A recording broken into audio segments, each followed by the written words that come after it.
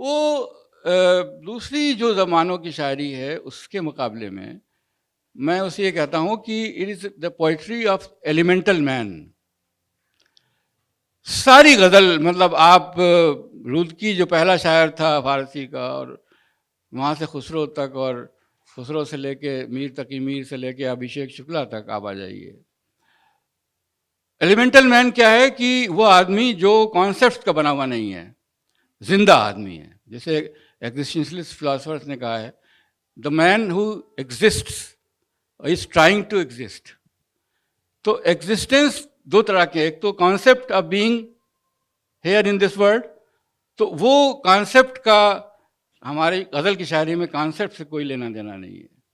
जिंदा आदमी जो खून का और सांसों का, धड़कनों का, तकलीफ़ों का और खुशियों का, इनसे बना हुआ जो आदमी है वो हमारा गज़ल का कोर बुनियाद है उसकी।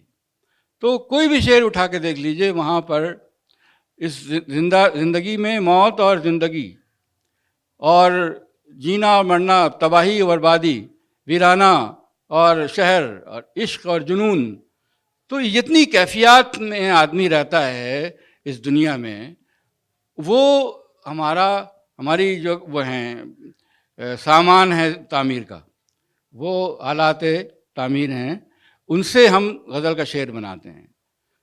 तो ये एक बहुत बड़ा फ़र्क है जो दूसरी शायरी से, दुनिया की दूसरी ज़बानों की शायरी से गज़ल की शायरी को अलग करता है। दूसरी बात यह है कि हम गज़ल गाते हैं, हम हर लफ्ज़ को गाते हैं। Lyricism is the core organising principle of ghazal. अगर बहुत बड़े बड़े कॉन्सेप्ट्स आपके हैं, बहुत फ़लसफ़ियाना कोई आपने तसव्वुर बांधा है, लेकिन अगर उसमें लय नहीं है तो वो गज़ल का शेर नहीं बनता। फ़लसफ़ा बन जाएगा, सोशल साइंस में चले जाइए आप, साइंस का कोई प्रिंसिपल बना दीजिए, कुछ कर लीजिए, लेकिन गज़ल का शेर तभी होगा जब वो लफ्ज़ गाएगा और अपने धुरी पर रक्स करने का जो। लेकिन हम करते क्या हैं गज़ल की शायरी में, लफ्ज़ जो है उसको ज़मीन से उठाते हैं और उसमें एक रफ्तार पैदा करते हैं, तो धीरे धीरे वो ज़मीन छोड़ता है। तो जब लफ्ज़ ज़मीन छोड़ता है तो उसके अंदर एक सर्कुलर मूवमेंट शुरू होता है। तो फ्रांस का एक बहुत बड़ा सैरिस्ट था जो पॉल वैलेरी, जो उसका बहुत मशहूर कॉल है कि प्रोज जो आप लिखते हैं वो लीनियर मूवमेंट होता है मीनिंग का, कि यहाँ से एक चीज़ आपको वहाँ तक पहुँचानी है, एक बात है जो यहाँ से वहाँ तक पहुँचानी है, वो लीनियर मूवमेंट है, प्रोज करती है वो काम। शायरी में हम घूमते हैं, सर्कुलर मूवमेंट करते हैं, तो उसमें मानी जो होता है वो एक जगह रुका हुआ नहीं होते। मीनिंग जो है वो सर्कुलेट करती है, और meaning is always fluid, it is not solid. किसी एक जगह लोकेट नहीं कर सकते कि इस शेर में ये मानी हैं जो यहाँ लोकेट हो रहे हैं। तो गज़ल की शायरी जो अब पोस्ट मॉडर्निस्ट जो थेरी है, जिसमें ख़ास तौर पे ये देरदा के बाद और उसके पहले भी रोना बार्थ वगैरह ने जो बात कही कि अब आप किसी भी शेर में मानी को लोकेट नहीं करते, वो एक फिक्स चीज़ नहीं होती है। और लेकिन वो उससे आगे बढ़ के हमारे यहाँ 1000 साल से ये बात चली आ रही है कि गज़ल के शेर में मानी रक्स करता है। अगर जितनी रक्स की कैफियत होगी इस शेर में मानी की, उतना ही ज़्यादा गहरा शेर होगा और उतना ही ज़्यादा उसमें परतें होंगी और उसमें इतनी शेड्स होंगे। तो ये एक बुनियादी बात है जो गज़ल के शेर में, वहीं से भी अच्छे और बुरे का फ़र्क भी पैदा हो जाता है कि अच्छा शेर जो हमारे यहाँ अच्छा शेर समझा गया है कि वो शेर अच्छा है जिसमें मानी की ज़्यादा परतें हैं, जो लफ्ज़ों में मर्द नहीं जाता, लफ्ज़ सिर्फ एक ज़ाहिरी एक पर्दा होते हैं, उसके अंदर कितना उतर सकते हैं आप। अब सौदा का शेर है, कैफियत चश्म उसकी मुझे याद है सौदा, सागर को मेरे हाथ से लेना कि चला मैं। अब कैफियत चश्म क्या है? अब पहली बात तो ये कि इसमें एक डायलॉग है, कोई दो लोग हैं बात कर रहे हैं, मतलब कैफियत चश्म, उसकी आंखों की जो कैफियत है, अब वो एक आदमी कह रहा है, मतलब ये एक कैफियत चश्म उसकी मुझे याद है सौदा, सागर को मेरे हाथ से लेना के चला मैं। अब ये दो लोग बात कर रहे हैं, शराब खाने में बैठे हुए हैं। तो एक किसी ने कहा कि माशूक जो है उसकी आंखों में ऐसा नशा है और ऐसी जादू है। तो अब दूसरा शख्स ये कह रहा है, हो सकता है सौदा साहब हों खुद, या तो जो पहला मिसरा है उसमें कोई कह रहा है सौदा से कि अब सौदा ने कहा होगा भाई उसकी तो बड़ी आंखें बहुत ही जादू हैं, उसमें जो नशा है। तो अब वो उसने सुनते ही कहा कि अरे मुझे तो याद आ गया, उसकी आंखें याद आ गई, अब ये शराब जो हम पी रहे हैं इसके कोई मान नहीं दे रहे ही नहीं, मैं तो चला। अब कहाँ चला? ये यहाँ जो कैफियत चश्म उसकी मुझे याद है सौदा, सागर का अब मेरे हाथ से, मुझे सागर में ये शराब का जाम जो है अब मेरे हाथ से लो, मैं चला। अब ये एक एम्बिगुअस टर्म है, मैं चला। अब इसमें कई सवाल पैदा हो रहे हैं, कहाँ चला?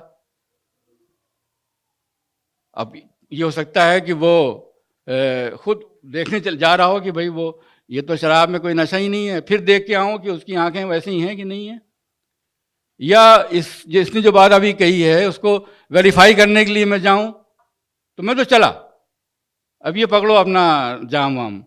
तो अब ये दोनों में जो ड्रामेटिक कॉन्फ्लिक्ट दोनों मिसरों में पैदा हो रहा है, और जो एम्बिग्यूटी मैं चला से पैदा हो रही है, उसमें बहुत सी चीज़ें, बहुत से मानी, बहुत सी कैफियतें, बहुत सी मूवमेंट्स पैदा कर दी हैं।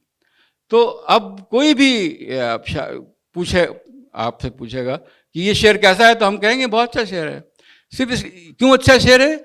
इसलिए कि इसमें एक ड्रामेटिक इन्वॉल्वमेंट पैदा हो रहा है, जो इसका मंजर है वो बहुत मूवमेंट उसके अंदर बहुत है, और उस एम्बिग्विटी से बहुत से मानी पैदा हो रहे हैं, बहुत सी तरफ जा रहे हैं।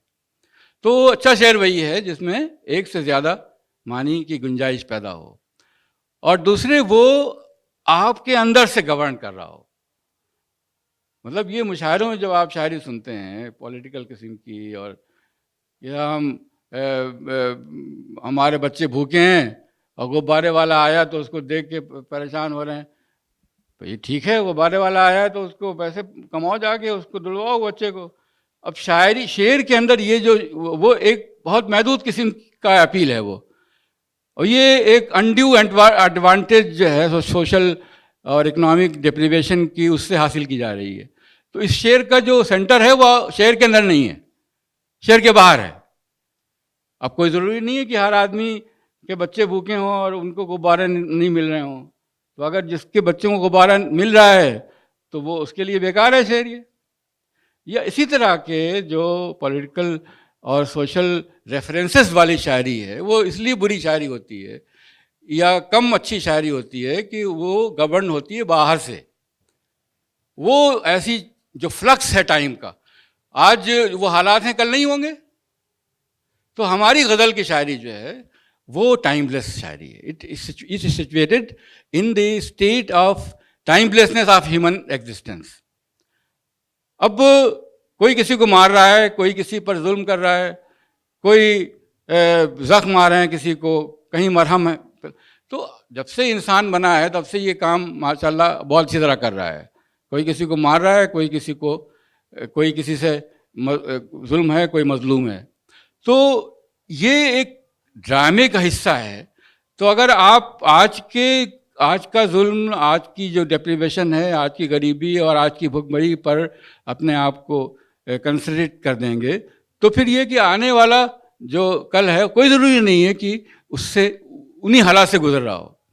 तो हम शायरी, गज़ल की शायरी में एक्सटर्नल रियलिटी जो है उस पर नहीं जाते, उसकी डिटेल्स पर नहीं जाते, उसकी जो अक्स पड़ते हैं हमारे अंदर, उसकी जो असरात हम पर पड़ते हैं, हम उसको इस्तेमाल करते हैं। गज़ल की शायरी उन असरात पर बेस होती है, इसीलिए आप देखें, मैं बहुत अक्सर मिसाल देता हूँ मीर तकी मीर की, कि मीर तकी मीर साहब 18वीं सदी में मतलब घूमते रहे, मतलब दरबदरी की हालत में रहे।